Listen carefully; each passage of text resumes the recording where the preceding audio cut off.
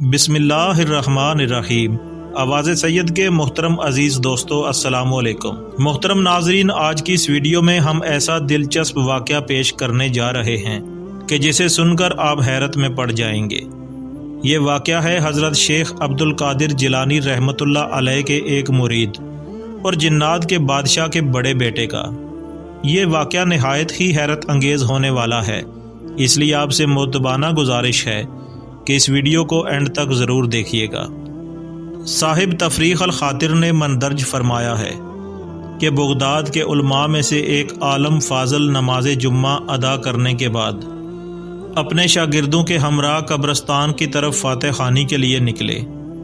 راستے میں ایک سانپ دیکھا تو اس کو اپنے عصا سے قتل کر ڈالا۔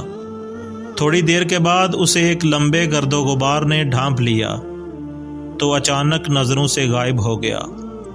یہ سارا ماجرا دیکھ کر شاگرد حیران ہو گئے۔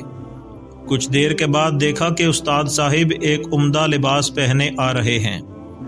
آگے بڑھ کر استقبال کیا اور احوال اور لباس کے متعلق دریافت کیا۔ استاد صاحب فرمانے لگے کہ مجھ پر غبار چھایا تو جن مجھے پکڑ کر ایک جزیرے میں لے گئے، پھر مجھے دریا میں غوطہ دے کر اپنے بادشاہ کے پاس لے گئے۔ میں نے دیکھا کہ وہ ایک ننگی تلوار ہاتھ میں لیے تخت پر کھڑا ہے اور اس کے سامنے ایک نوجوان مقتول پڑا ہے جس کا سر زخمی ہے اور جسم سے خون بہہ رہا ہے۔ میرے متعلق سوال کیا کہ یہ کون ہے؟ جنہوں نے کہا کہ یہی قاتل ہے۔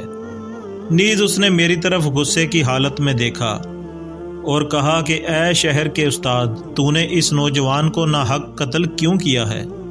میں نے انکار کرتے ہوئے کہا کہ خدا کی قسم میں نے اسے قتل نہیں کیا، آپ نے مجھ پر جھوٹا الزام لگایا ہے۔